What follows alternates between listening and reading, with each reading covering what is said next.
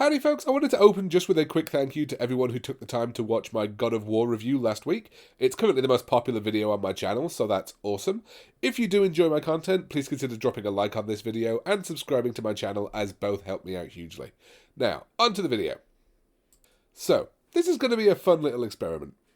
I was asked by a friend to name a trilogy in gaming where all three games were consistently strong, and I struggled.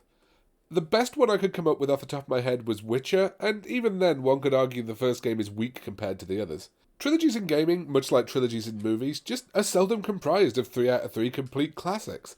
Some don't stick the landing, some make a lot of mistakes in the second, and then the third ends up being this warmed over retread of the first by way of an apology. So, as I said, I decided to try an experiment. First of all, to break the fourth wall a little bit, I'd like to try putting out 2 YouTube videos a week for a little while, so we're going to do that for the next 3 weeks. We're going to take a look at a couple of the classic gaming trilogies. We're going to look at each of their individual games, look at where each trilogy went wrong, and maybe do a comparison between both trilogies towards the end. So we're going to start off with an absolute classic, Prince of Persia, The Sands of Time. So, for those who don't know, what you are looking at on screen right now is a 2003 reboot of a trilogy that started way back in 1989. Quite honestly, the first hurdle that I thought was going to happen when I came up with this idea was getting Sands of Time to even run on a modern PC, but I was pleasantly surprised. On a Windows 10 PC, you can just run the game from its shortcut, and if you want to play with the keyboard, you can do that. The game does offer native gamepad support, which is something I didn't think was going to happen, but I had to set up my own controls, which was really odd. There were no default controls at all set up for the gamepad. I don't think I've ever seen that before. That was really weird. A quick search on Google showed me that apparently the game is prone to crashing in the PC version, but I never had a single problem with it. Well, that's not true. The game actually crashed on me twice, but both times it was when I was alt-tabbing out to take notes on the videos I was recording, and modern games crash on me a lot when I do that as well, so I'm going to give it a free pass on those. So the game still looks gorgeous, which I admit was going to be another concern. It runs at kind of a weird resolution, as you can see, sorry about the black boxes. But the art style has aged really well. I was honestly very impressed with how this looked. I was expecting it to be far uglier, especially given that this is not the HD version that I'm playing here. So what is Sands of Time? Well, it's got plenty of action and combat in it, but I would honestly at its heart call the game a platformer. You can tell that's where the majority of the game's production love went as well. Sure, the game does have all those things that scream platforming game, the impossible to reach levers that you have to get to, the walkways that you would never in a million years design that way if people were actually using the building. But the environmental design is so consistent, if you suspend your disbelief just a little bit, it does feel a lot like you're wandering around an Arabian palace, which is really good for a game of the time. The platforming is extremely fluid, and there are excellent markers everywhere that show you where you're supposed to go next, but they're never 100% obvious. It never makes the game dull. There are some great puzzles to break up platforming and combat as well. There's none of them too difficult, but they're also, again, not obvious enough to be dull. The only one that's a bit of an anomaly to this is this maze puzzle here right at the end of the game. Apparently I was supposed to be listing out for water to find out which door to go through, but the game didn't bother communicating that to me in any way, so I just brute forced it. It's at a really tense moment in the story as well and really kills the pacing, but it's one bad puzzle out of dozens. It is worth noting as well that the Prince's movement controls are not 100% precise. He moves a trifle heavy. And this would probably be a deal breaker in a lot of platforms, right? But it's where the game's signature mechanic shines through. The ability to rewind time. Every time you get into a scrape, be it a mistake you made in platforming, getting blindsided in combat, or where the controls and that lovely PS2 era camera just royally screw you, you can rewind time approximately 15 seconds and just fix the mistake. It's honestly a genius gameplay mechanic, and it makes me forgive so many other things that otherwise I would be really harsh on in a platformer. In fact, I didn't actually realise how forgiving I was being until there's this really ill-advised segment towards the end of the game where you get the dagger taken away from you, and it just turns every misstep into the loading screen checkpoint job that it is in most platformers. Not a great segment to have towards the end of the game, honestly. And technically your use of the dagger is limited, but you get back the sand that you use for the abilities by killing enemies, and I honestly don't think I ever ran out in this playthrough. Speaking of enemies and the dagger abilities, something that's really weird. The game features an upgrade system that's really straightforward. Every so often you find a sword that's better than the one you're currently using, and it's just a flat damage upgrade.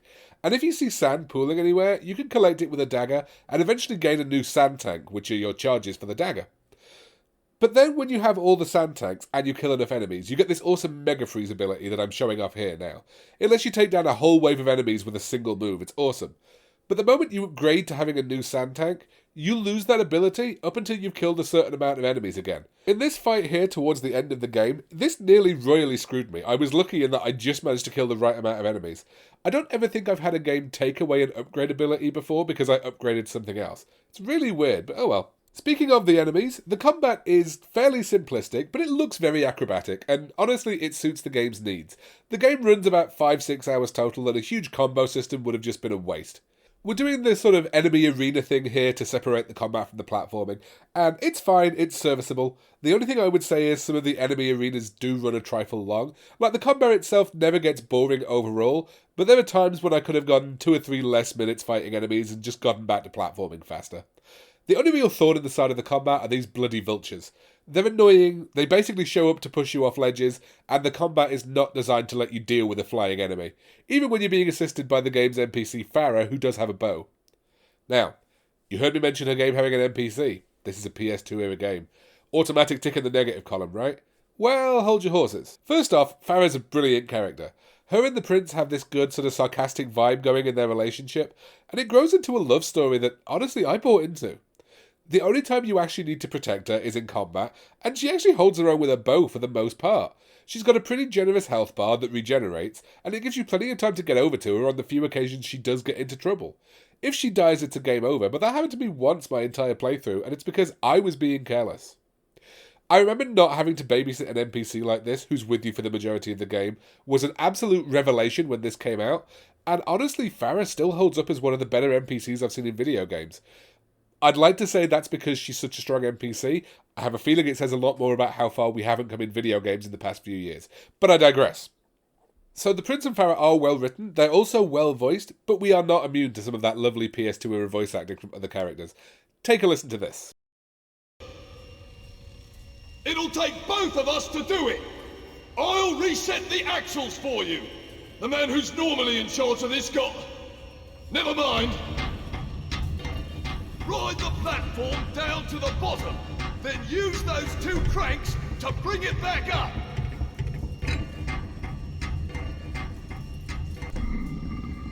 Yeah, that was special, wasn't it?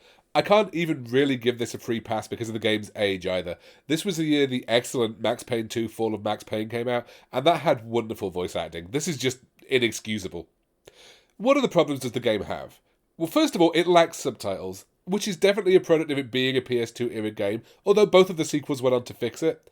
I'm fortunate enough to have my hearing, but to be honest, I generally have subtitles turned on anyway in case I miss something important. I know this is not a fault which is in any way exclusive to Sands of Time, but accessibility options in games are super important, and so I did feel I had to mention it here. Additionally, the physics can behave a little special sometimes, especially if you accidentally double tap the time reverse button. I would imagine the speedrunning community have had a field day with this. I haven't actually watched any runs, but it just feels like something they could make so much use of. Also, there's this really weird spiral staircase that just seems to go on forever. I seriously thought the game had bugged when I was running down this during my playthrough. It's a really weird flaw in the design that's not present anywhere else. I don't know why this spiral staircase exists. It's really, really weird. Does it sound like I'm reaching for flaws at this point? Because, yeah, I mean, I kind of am. The game is really kind of just great. I mean, it brought the Prince of Persia franchise back from the dead, and Prince of Persia franchise is something that occurs to me would be really difficult to say 3 times fast, but I'm not even going to try it. So we did get an HD version of the trilogy on PS3. Unfortunately, it never came out on PS4, but as you can see, the PC games run perfectly fine. I think I'd take a remake of this if Ubisoft were going to make one. That said, I did tell you up front that we were going to be talking about trilogies that didn't stick the landing. And yeah, the next game in the Sands of Time trilogy, Warrior Within, ooh boy. I did play it back in the day. I've only played about an hour of it in terms of reviewing it this time around, and ooh boy, do I already have some thoughts on that one. So we'll be getting to that one next Monday. Before then, on Friday, we are going to take a look at the second of the 2 trilogies we're looking at. We're going to take a look at the 2013 reboot of Tomb Raider. So I hope to see you all then. Thank you for watching the video thus far. If you are enjoying it, please drop a like on the video and subscribe to my channel. If you think I am completely off base about Sands of Time and want to tell me so, please feel free to drop a comment on the video. If not, then I will see you all on Friday. Peace. I'm out.